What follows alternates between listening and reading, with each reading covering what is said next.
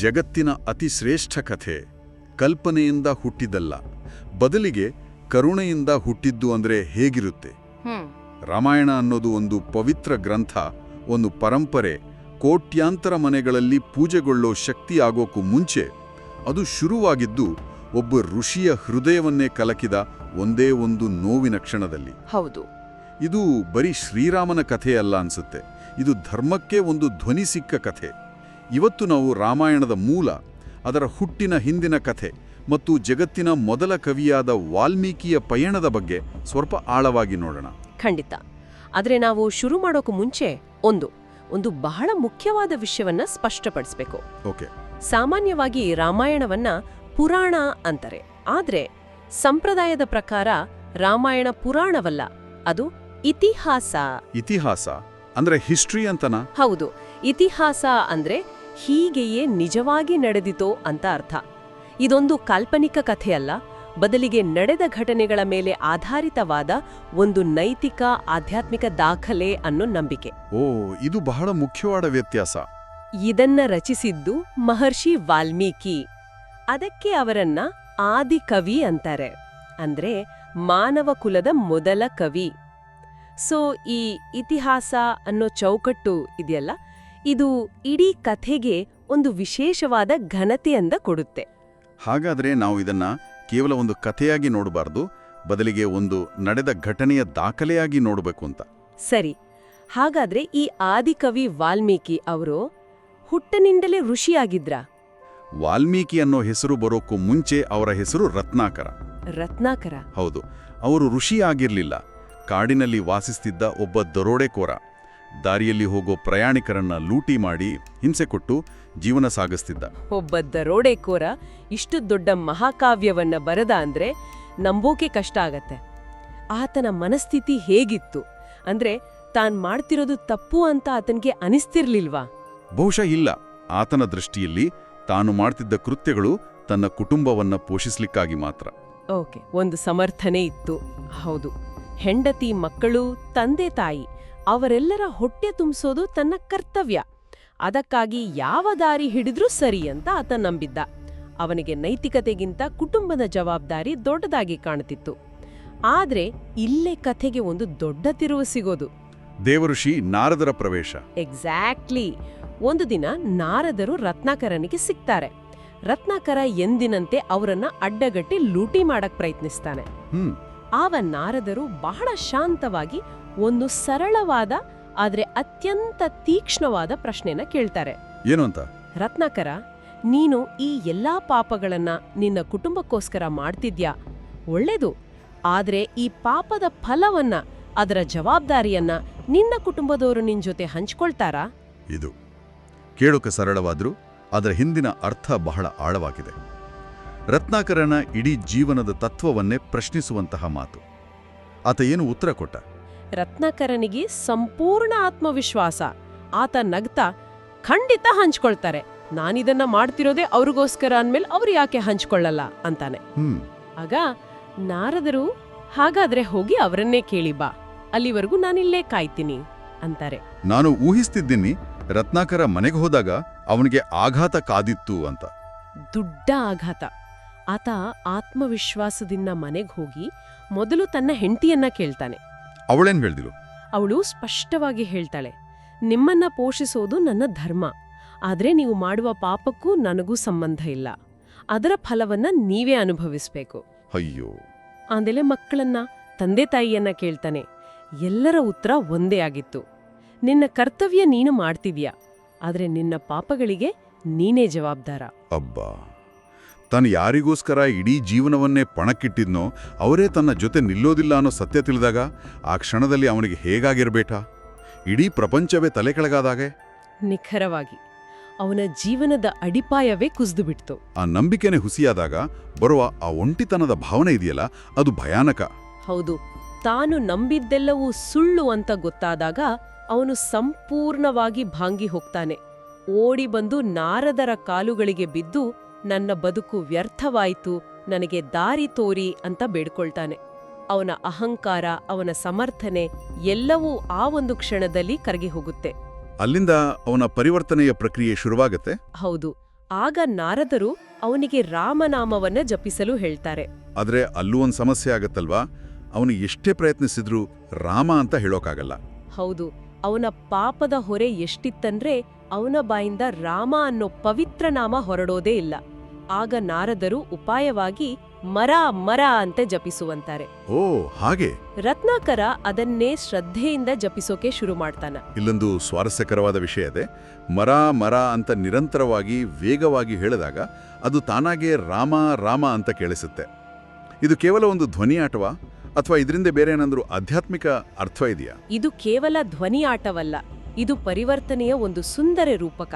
ಮರ ಅಂದ್ರೆ ಸಂಸ್ಕೃತದಲ್ಲಿ ಸತ್ತ ಅಥವಾ ನಾಶವಾದ ಅಂತನೂ ಅರ್ಥ ಬರುತ್ತೆ. ಓಹೋ. ಅಂದ್ರೆ ರತ್ನಾಕರ ಮೊದಲು ತನ್ನೊಳಗಿನ ದರೋಡೆಕೋರನನ್ನ, ತನ್ನ ಅಹಂಕಾರವನ್ನ ಮರ ಜಪದ ಮೂಲಕ ಕೊಂದ. ಆ ಹಳೆ ವ್ಯಕ್ತಿತ್ವ ಸತ್ತ ನಂತರವೇ ಅವನಲ್ಲಿ ರಾಮ ಅನ್ನೋ ದೈವಿಕ ಪ್ರಜ್ಞೆ ಉದಯಿಸೋಕೆ ಸಾಧ್ಯವಾಯಿತು. ವಾವ್. ಅವನು ವರ್ಷಗಟ್ಲೆ ಒಂದೇ ಕಡೆ ಕುಳಿತು ತಪಸ್ಸು ಮಾಡ್ತಾನೆ. ಅವನಿಗೆ ತನ್ನ ದೇಹದ ಅರಿವೇ ಇರೋದಿಲ್ಲ. ಅವನ ಸುತ್ತ ಹುತ್ತಗಳು ಅಂದ್ರೆ ವಲ್ಮೀಕ ಬೆಳಿತವೆ. ಅದಕ್ಕೆ ಅವನಿಗೆ ವಾಲ್ಮೀಕಿ ಅಂತ ಹೆಸರು ಬಂದಿದ್ದು. ವಲ್ಮೀಕ ಅಂದ್ರೆ ಹುತ್ತ, ಅದರಿಂದ ಹೊರಬಂದವನು ವಾಲ್ಮೀಕಿ. ಎಂಥ ಅದ್ಭುತವಾದ ರೂಪಕ. ಹೌದು. ಅವನ ಹಳೆಯ ವ್ಯಕ್ತಿತ್ವ ಹುತ್ತದೊಳಗೆ ಸಮಾಧಿಯಾಗಿ ಒಬ್ಬ ಹೊಸ ಜ್ಞಾನಿ ಹೊರಬಂದ ಹಾಗೆ. ಖಂಡಿತ. ಆ ಆಳವಾದ ತಪಸ್ಸಿನಿಂದ ಹೊರಬಂದಾಗ ಅವನು ದರೋಡೆಕೋರ ರತ್ನಾಕರನಾಗಿರ್ಲಿಲ್ಲ. ಅವನು ಭಕ್ತಿಯಿಂದ, ಜ್ಞಾನದಿಂದ ಶುದ್ಧೀಕರಿಸಲ್ಪಟ್ಟ ವಾಲ್ಮೀಕಿ ಎಂಬ ಮಹರ್ಷಿಯಾಗಿದ್ದ. ಇದು ಅವನ ಪುನರ್ಜನ್ಮ. ಸರಿ, ಈಗ ರತ್ನಾಕರ ವಾಲ್ಮೀಕಿಯಾಗಿದ್ದಾನೆ. ಒಬ್ಬ ಧ್ಯಾನಸ್ಥ ಋಷಿಯಿಂದ ಆದಿಕವಿ ಅಂದ್ರೆ ಜಗತ್ತಿನ ಮೊದಲ ಕವಿಯಾಗೋದು ಇದೊಂದು ದೊಡ್ಡ ಜಿಗಿತ. ಅದಕ್ಕೆ ಕಾರಣವಾದ ಘಟನೆ ಯಾವುದು? ಅದೇ ಕಥೆಯ ಅತ್ಯಂತ ಸುಂದರವಾದ ಭಾಗ. ಒಂದು ದಿನ ಬೆಳಿಗ್ಗೆ ವಾಲ್ಮೀಕಿ ತನ್ನ ಶಿಷ್ಯರೊಂದಿಗೆ ತಮಸಾ ನದಿಯ ದಡಕ್ಕೆ ಸ್ನಾನಕ್ಕಾಗಿ ಹೋಗ್ತಾರೆ. ಅಲ್ಲಿನ ನೀರು ಕನ್ನಡಿಯಂತೆ ತಿಳಿಯಾಗಿತ್ತು. ಸುತ್ತಮುತ್ತಲಿನ ವಾತಾವರಣ ಬಹಳ ಪ್ರಶಾಂತವಾಗಿತ್ತು. ಆಗ ಅವರ ಕಣ್ಣಿಗೆ ಪ್ರೀತಿಯಿಂದ ವಿಹರಿಸುತ್ತಿದ್ದ ಕ್ರೌಂಚ ಪಕ್ಷಿಗಳ ಒಂದು ಜೋಡಿ ಬೀಳುತ್ತೆ. ಆ ದೃಶ್ಯವನ್ನು ನೋಡಿ ಅವರ ಮನಸ್ಸು ತುಂಬಿ ಬರುತ್ತೆ. ಶಾಂತವಾದ ಸುಂದರವಾದ ದೃಶ್ಯ, ಆದರೆ ಅದು ಹೆಚ್ಚೊತ್ತು ಇರ್ಲಿಲ್ಲ ಅನ್ಸುತ್ತೆ. ಇಲ್ಲ, ಇದ್ದಕ್ಕಿದ್ದಂತೆ ಎಲ್ಲೋ ಅಡಗಿದ್ದ ಒಬ್ಬ ಬೇಟೆಗಾರ ಬಾಣವೊಂದನ್ನ ಹೂಡಿ ಆ ಜೋಡಿಯಲ್ಲಿದ್ದ ಗಂಡು ಪಕ್ಷಿಯನ್ನ ಹೊಡೆದುರುಳಿಸ್ತಾನೆ. ಅಯ್ಯೋ.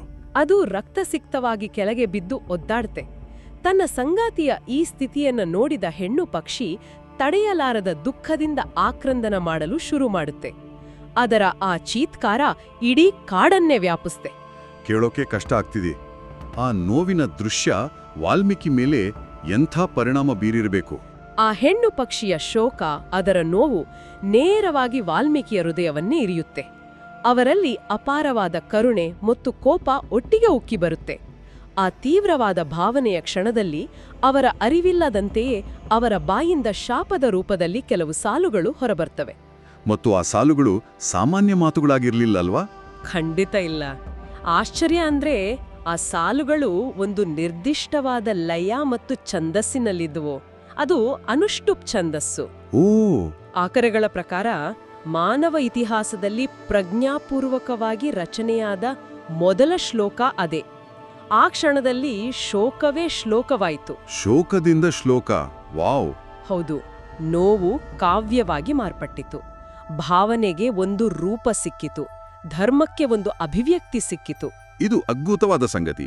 ಅಂದ್ರೆ ನಮ್ಮ ಸಂಸ್ಕೃತಿಯ, ಬಹುಶಃ ಇಡೀ ಜಗತ್ತಿನ ಮೊದಲ ಕವಿತೆ ಹುಟ್ಟಿದ್ದು ಯಾವುದೋ ಸಂತೋಷದ ಸಂಭ್ರಮದ ಕ್ಷಣದಲ್ಲಲ್ಲ, ಬದಲಿಗೆ ಇನ್ನೊಂದು ಜೀವಿಯ ತೀವ್ರವಾದ ನೋವಿಗೆ ಸ್ಪಂದಿಸಿದಾಗ. ಹೌದು. ಇದು ಕಲೆ ಮತ್ತು ಮನುಷ್ಯನ ಸಂಕಟದ ನಡುವಿನ ಸಂಬಂಧದ ಬಗ್ಗೆ ಬಹಳ ದೊಡ್ಡ ವಿಷಯವನ್ನ ಹೇಳುತ್ತೆ. ಖಂಡಿತ. ಸಹಾನುಭೂತಿಯೇ ಸೃಜನಶೀಲತೆಯ ಮೂಲ ಅನ್ನೋದಕ್ಕೆ ಇದಕ್ಕಿಂತ ದೊಡ್ಡ ಉದಾಹರಣೆ ಬೇಕಿಲ್ಲ. ವಾಲ್ಮೀಕಿ ಆ ಶ್ಲೋಕವನ್ನ ಹೇಳಿದ ಮೇಲೆ ಅವರಿಗೆ ಆಶ್ಚರ್ಯವಾಗತ್ತೆ.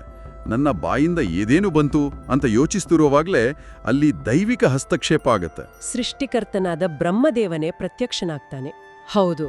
ಬ್ರಹ್ಮದೇವನು ವಾಲ್ಮೀಕಿಯ ಮುಂದೆ ಪ್ರತ್ಯಕ್ಷನಾಗಿ, ಮಹರ್ಷಿ, ನೀನು ಚಿಂತಿಸಬೇಡ, ನನ್ನ ಸಂಕಲ್ಪದಿಂದಲೇ ನಿನ್ನ ಬಾಯಿಯಿಂದ ಈ ಶ್ಲೋಕ ಬಂದಿದೆ. ಇದು ಕೇವಲ ಶಾಪವಲ್ಲ, ಇದೊಂದು ಕಾವ್ಯದ ನಾಂದಿ. ನೀನು ಇದೇ ಛಂದಸ್ಸಿನಲ್ಲಿ ನಾರದರು ನಿನಗೆ ವಿವರಿಸಿದ ರಾಮನ ಸಂಪೂರ್ಣ ಜೀವನ ಚರಿತ್ರೆಯನ್ನ ರಚಿಸಬೇಕು ಅಂತ ಆಜ್ಞಾಪಿಸ್ತಾನೆ.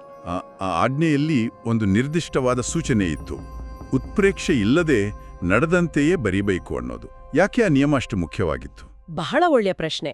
ಯಾಕಂದ್ರೆ ರಾಮಾಯಣದ ಉದ್ದೇಶ ಕೇವಲ ಮನರಂಜನೆಯಾಗಿರಲಿಲ್ಲ, ಯುದ್ಧಗಳನ್ನ ಅಥವಾ ರಾಜರ ವೈಭವವನ್ನ ವೈಭವೀಕರಿಸುವುದಾಗಿರಲಿಲ್ಲ. ಓಕೆ. ಅದರ ಉದ್ದೇಶ ಧರ್ಮ, ಸತ್ಯ, ಕರುಣೆ, ತ್ಯಾಗದಂತಹ ಮೌಲ್ಯಗಳನ್ನ ಪಾಲಿಸಿಕೊಂಡು ಬದುಕಿದ ಒಬ್ಬ ಆದರ್ಶ ಮನುಷ್ಯನ ಜೀವನವನ್ನ ಜಗತ್ತಿನ ಮುಂದೆ ಇಡುವುದಾಗಿತ್ತು. ಅದರಲ್ಲಿ ಕಲ್ಪನೆ ಬೆರೆತರೆ ಅದರ ನೈಜತೆ, ಅದರ ಸಂದೇಶ ದುರ್ಬಲವಾಗುತ್ತೆ. ಸರಿ ಸರಿ. ಅದಕ್ಕೆ ಬ್ರಹ್ಮನು ನಿನಗೆ ರಾಮನ ಜೀವನದ ಪ್ರತಿಯೊಂದು ಘಟನೆ, ಅವನ ಆಲೋಚನೆ, ಅವನ ಭಾವನೆಗಳು ಸ್ಪಷ್ಟವಾಗಿ ಗೋಚರಿಸುತ್ತವೆ ಅಂತ ವರವನ್ನು ಕೊಡ್ತಾನೆ. ದೈವಿಕ ಆಜ್ಞೆಯೇ ಸಿಕ್ಕಿದೆ, ವರವೂ ಸಿಕ್ಕಿದೆ. ಆದರೂ ವಾಲ್ಮೀಕಿಯ ಮನಸ್ಸಲ್ಲಿ ಒಂದು ಪ್ರಶ್ನೆ ಉಳಿದುಕೊಂಡಿತ್ತಂತೆ. ಇಂತಹ ಆದರ್ಶ ವ್ಯಕ್ತಿ ನಿಜವಾಗ್ಲೂ ಇರೋಕ್ ಸಾಧ್ಯವೇ ಅನ್ನೋ ಅನುಮಾನ. ಹೌದು, ಇದು ಸಹಜವಾದ ಅನುಮಾನ. ಹಾಗಾಗಿ ಅವರು ಮತ್ತೆ ದೇವಋಷಿ ನಾರದರ ಬಳಿ ಹೋಗಿ ಬಹುಶಃ ಜಗತ್ತಿನ ಅತ್ಯಂತ ಸುಂದರವಾದ ಪ್ರಶ್ನೆಯೊಂದನ್ನ ಕೇಳ್ತಾರೆ. ಅದು ಕೇವಲ ಒಂದು ಪ್ರಶ್ನೆಯಾಗಿರ್ಲಿಲ್ಲ, ಅದು ಒಬ್ಬ ಪರಿಪೂರ್ಣ ಮನುಷ್ಯನ ವ್ಯಾಖ್ಯಾನವಾಗಿತ್ತು. ಅವರು ಕೇಳಿದ್ದು, ಈ ಜಗತ್ತಿನಲ್ಲಿ ಗುಣವಂತನೂ ಪರಾಕ್ರಮಿಯೂ ಆಗಿರುವ, ಧರ್ಮವನ್ನರಿತ, ಮಾಡಿದ ಉಪಕಾರವನ್ನ ಮರೆಯದ, ಸತ್ಯವನ್ನೇ ನುಡಿಯುವ, ದೃಢವಾದ ಸಂಕಲ್ಪವುಳ್ಳ ವ್ಯಕ್ತಿ ಯಾರಾದರೂ ಇದ್ದಾನೆಯೇ? ಅಷ್ಟೇ ಅಲ್ಲ, ಚಾರಿತ್ರ್ಯದಲ್ಲಿ ಶ್ರೇಷ್ಠನಾದ, ಎಲ್ಲಾ ಜೀವಿಗಳಿಗೂ ಹಿತವನ್ನ ಬಯಸುವ, ವಿದ್ವಾಂಸನಾದ, ಸಮರ್ಥನಾದ, ನೋಡಲು ಸುಂದರನಾದ, ಧೈರ್ಯವಂತನಾದ, ಕೋಪವನ್ನ ಗೆದ್ದ, ತೇಜಸ್ವಿಯಾದ, ಯಾರ ಬಗ್ಗೆಯೂ ಅಸೂಯೆ ಪಡೆದ, ಯುದ್ಧದಲ್ಲಿ ದೇವತೆಗಳೂ ಹೆದರುವಂಥ ಪರಾಕ್ರಮಿ. ವಾವ್! ಇಂಥ ಎಲ್ಲಾ ಗುಣಗಳು ಒಬ್ಬನೇ ವ್ಯಕ್ತಿಯಲ್ಲಿ ಇರಲು ಸಾಧ್ಯವೇ ಅಂತ ಕೇಳ್ತಾರೆ. ಇದು ಒಬ್ಬ ವ್ಯಕ್ತಿಯ ಬಗ್ಗೆ ಕೇಳಿದ ಪ್ರಶ್ನೆಗಿಂತ ಆದರ್ಶ ಅನ್ನೋ ಪರಿಕಲ್ಪನೆಗೆ ಒಂದು ರೂಪ ಕೊಡುವ ಪ್ರಯತ್ನದ ಹಾಗೆ ಇದೆ. ಇಷ್ಟೆಲ್ಲ ಗುಣಗಳನ್ನ ಹೊಂದಿರೋ ವ್ಯಕ್ತಿ ಇರೋದಕ್ಕೆ ಸಾಧ್ಯನಾ? ಅದಕ್ಕೆ ನಾರದರು ಮುಗುಳ್ನಗ್ತಾ ಯಾವುದೇ ಹಿಂಜರಿಕೆ ಇಲ್ಲದೆ ಹೇಳ್ತಾರೆ, ಹೌದು, ಅಂಥ ಮನುಷ್ಯನಿದ್ದಾನೆ. ಇಕ್ಷ್ವಾಕು ವಂಶದಲ್ಲಿ ಜನಿಸಿದ ರಾಮ ಎಂದು ಪ್ರಸಿದ್ಧನಾದ ರಾಜಕುಮಾರನೇ ನೀನು ಹುಡುಕ್ತಿರುವ ವ್ಯಕ್ತಿ. ಓ. ನಂತರ ಅವರು ರಾಮನ ಜೀವನದ ಸಂಕ್ಷಿಪ್ತ ಚಿತ್ರಣವನ್ನ ಕೊಡ್ತಾರೆ. ಅವನು ಹೇಗೆ ತಂದೆಯ ಮಾತಿಗೆ ಕಟ್ಟುಬಿದ್ದು ರಾಜ್ಯವನ್ನೇ ತ್ಯಜಿಸಿದ, ಹೇಗೆ ಎಲ್ಲಾ ಜೀವಿಗಳ ಮೇಲೆ ಕರುಣೆ ತೋರಿದ, ಹೇಗೆ ಧರ್ಮಕ್ಕಾಗಿ ಬದುಕಿದ ಅಂತ ವಿವರಿಸ್ತಾರೆ. ಇಲ್ಲಿ ಗಮನಿಸಬೇಕಾದ ಅಂಶ, ನಾರದರು ರಾಮನನ್ನ ದೇವರೆಂದು, ತನ್ನ ಶಕ್ತಿಯನ್ನ ಪ್ರದರ್ಶಿಸಲು ಬಂದ ಅವತಾರವೆಂದು ವಿವರಿಸುವುದಿಲ್ಲ. ಇಲ್ಲ, ಖಂಡಿತ ಇಲ್ಲ. ಅವರು ರಾಮನನ್ನ ಒಬ್ಬ ಮನುಷ್ಯನಾಗಿಯೇ ಪರಿಚಯಿಸ್ತಾರೆ. ಅವನ ದೈವತ್ವ ಇರೋದು ಅವನ ಅತಿಮಾನುಷ ಶಕ್ತಿಯಲ್ಲ, ಬದಲಿಗೆ ಅವನು ಕಷ್ಟದ ಸಂದರ್ಭಗಳಲ್ಲಿ ಮಾಡಿದ ನೈತಿಕ ಆಯ್ಕೆಗಳಲ್ಲಿ, ಅವನ ಮಾನವೀಯ ಗುಣಗಳಲ್ಲಿ ಅಂತ ಸೂಚಿಸ್ತಾರೆ. ಹಾಗಾದ್ರೆ ಇವತ್ತಿನ ನಮ್ಮ ಈ ಚರ್ಚೆಯನ್ನ ಒಟ್ಟುಗೂಡಿಸೋದಾದ್ರೆ, ರಾಮಾಯಣ ಅನ್ನೋ ಮಹಾಸಾಗರ ಹುಟ್ಟಿದ್ದು ಯುದ್ಧಗಳಿಂದಲ್ಲ, ಪಟ್ಟಾಭಿಷೇಕಗಳಿಂದಲ್ಲ. ಖಂಡಿತ ಅಲ್ಲ. ಅದು ಶುರುವಾಗಿದ್ದು ಒಬ್ಬ ದರೋಡೆಕೋರನ ಆತ್ಮಸಾಕ್ಷಿಯ ಬಿಕ್ಕಟ್ಟಿನಿಂದ, ಒಂದು ಪಕ್ಷಿಯ ನೋವಿನ ಕೂಗಿನಿಂದ, ಮತ್ತು ಒಬ್ಬ ಆದರ್ಶ ಮಾನವನಿಗಾಗಿ ಋಷಿಯೊಬ್ಬರು ನಡೆಸಿದ ಹುಡುಕಾಟದಿಂದ. ಹೌದು, ಇದು ನಮ್ಗೇನ್ ಹೇಳುತ್ತೆ ಅಂದ್ರೆ, ಈ ಮಹಾಕಾವ್ಯದ ಅಡಿಪಾಯವೇ ಸಹಾನುಭೂತಿ ಮತ್ತು ನೈತಿಕ ಆದರ್ಶದ ಹುಡುಕಾಟ. ಹೌದು. ಕಥೆಯನ್ನ ಯಾವ ದೃಷ್ಟಿಕೋನದಿಂದ ನೋಡ್ಬೇಕು ಅನ್ನೋದನ್ನ ಅದರ ಆರಂಭವೇ ನಿರ್ಧರಿಸುತ್ತೆ. ಆ ದೃಷ್ಟಿಕೋನವೇ ಕರುಣೆ. ಅದಕ್ಕಾಗಿಯೇ ರಾಮಾಯಣ ಕಥೆ ರಾಮನ ಜನನದಿಂದ ಶುರುವಾಗೋದಿಲ್ಲ, ಅದು ವಾಲ್ಮೀಕಿಯ ಪುನರ್ಜನ್ಮದಿಂದ ಶುರುವಾಗುತ್ತೆ. ಓಹೋ, ಕವಿಯ ಜನನವೇ ಕಾವ್ಯದ ಜನನ. ಎಕ್ಸಾಕ್ಟ್ಲಿ. ಕೇಳುಗರು ಯೋಚಿಸಲು ಒಂದು ಕೊನೆಯ ಆಲೋಚನೆ. ನಮ್ಮ ಅತ್ಯಂತ ಮೂಲಭೂತವಾದ ಮಹಾಕಾವ್ಯ ಒಂದು ಸಂಭ್ರಮಾಚರಣೆಯಿಂದಲ್ಲ, ಬದಲಿಗೆ ಒಂದು ಪ್ರಲಾಪದಿಂದ, ಒಂದು ನೋವಿನಿಂದ ಪ್ರಾರಂಭವಾಗುತ್ತೆ ಅನ್ನೋದು ಕಲೆಗೂ ಮತ್ತು ಮನುಷ್ಯನ ಸಂಕಟಕ್ಕೂ ಇರುವ ಅವಿನಾಭಾವ ಸಂಬಂಧದ ಬಗ್ಗೆ ಏನನ್ನು ಹೇಳುತ್ತೆ? ಬಹುಶಃ ಅತ್ಯಂತ ಶ್ರೇಷ್ಠವಾದ ಕಲೆ ಹುಟ್ಟೋದು ನಮ್ಮ ಗಾಯಗಳಿಂದಲೇ ಇರಬಹುದೇನೋ. ಪ್ರಾಜೆಕ್ಟ್ ಸನಾತನ ನಿಮ್ಮ ಆಧ್ಯಾತ್ಮಿಕ ಅಗತ್ಯಗಳು, ಜ್ಞಾನ ಮತ್ತು ಪವಿತ್ರ ಸಾಧನಗಳಿಗೆ ಒಂದೇ ನಂಬಿಕೆಯ ತಾಣ. ಪ್ರಾಜೆಕ್ಟ್ ಸನಾತನದಲ್ಲಿ ನಾವು ಪ್ರಾಚೀನ ಶಾಸ್ತ್ರಗಳನ್ನು ಅಧ್ಯಯನ ಮಾಡಿ ಊಹೆಗಳಿಗೆಲ್ಲದೆ ಸಂಪ್ರದಾಯದಲ್ಲಿ ಆಧಾರಿತ ಯಥಾರ್ಥ ಆಧ್ಯಾತ್ಮಿಕ ಪರಿಹಾರಗಳನ್ನು ನಿಮ್ಮ ಮುಂದೆ ತರುತ್ತೇವೆ. ಪಾರಂಪರಿಕ ಶಾಸ್ತ್ರಗಳ ಮಾರ್ಗದರ್ಶನದಂತೆ ಜಾಗೃತಿಯಿಂದ ಆಯ್ಕೆ ಮಾಡಿ ಪರಿಶೀಲಿಸಿದ ಮೂಲ ನೆಪಾಳಿ ರುದ್ರಾಕ್ಷಗಳನ್ನು ನಾವು ಒದಗಿಸುತ್ತೇವೆ. ಆರೋಗ್ಯ, ಸ್ಥಿರತೆ, ಏಕಾಗ್ರತೆ, ರಕ್ಷಣೆ ಮತ್ತು ವಿಕಾಸದಂತಹ ನಿರ್ದಿಷ್ಟ ಜೀವನ ಉದ್ದೇಶಗಳಿಗೆ ರುದ್ರಾಕ್ಷ ಸಂಯೋಜನೆಗಳನ್ನು ವಿನ್ಯಾಸಗೊಳಿಸಲಾಗುತ್ತದೆ. ನಿಮ್ಮ ರಾಶಿ, ನಕ್ಷತ್ರ ಮತ್ತು ಇಷ್ಟ ದೇವತೆಯ ಆಧಾರದಲ್ಲಿ ವೇದಿಕ ಕ್ರಮಕ್ಕೆ ಅನುಗುಣವಾಗಿ ರುದ್ರಾಕ್ಷ ಆಯ್ಕೆಗೆ ನಾವು ಮಾರ್ಗದರ್ಶನ ನೀಡುತ್ತೇವೆ. ರುದ್ರಾಕ್ಷ ಮಾತ್ರವಲ್ಲದೆ ನಿತ್ಯ ಪೂಜೆ ಮತ್ತು ಆಧ್ಯಾತ್ಮಿಕ ಸಮತೋಲನಕ್ಕಾಗಿ ಸ್ಫಟಿಕ ಮತ್ತು ಮರಕತ ಶಿವಲಿಂಗಗಳನ್ನು ಸಹ ನಾವು ಒದಗಿಸುತ್ತೇವೆ. ನಮ್ಮ ಈ ಸೇವೆ ವ್ಯಾಪಾರ ಮಾತ್ರವಲ್ಲ, ಇದು ಭಕ್ತಿ, ನಿಷ್ಠೆ ಮತ್ತು ಜವಾಬ್ದಾರಿಯೊಂದಿಗೆ ನೀಡುವ ಜಾಗೃತ ಮಾರ್ಗದರ್ಶನ. ಇಂದೇ ನಮ್ಮ ಪ್ರಾಜೆಕ್ಟ್ ಸನಾತನ ವೆಬ್ಸೈಟ್ಗೆ ಭೇಟಿ ನೀಡಿ. ನಿಮ್ಮ ಆಧ್ಯಾತ್ಮಿಕ ಪ್ರಯಾಣಕ್ಕೆ ನಾವು ಜೊತೆಗಿರುತ್ತೇವೆ.